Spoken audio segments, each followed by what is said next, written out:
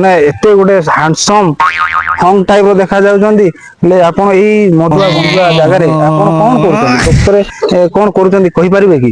Actually sir ଦେଖନ୍ତୁ, ମୁଁ ଏ ଜାଗାକୁ କେବେ ଆସିନି।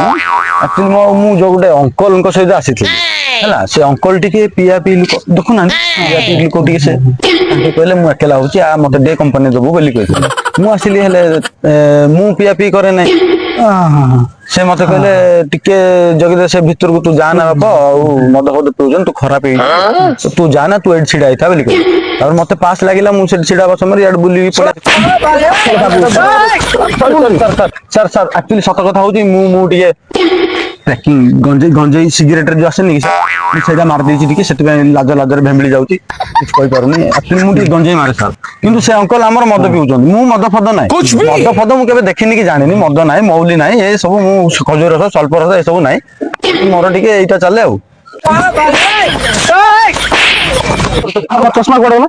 ଅଛି ଅଛି, ଆପଣ ଆଖିରେ ଏଇଠି ଅଛି ସାର୍।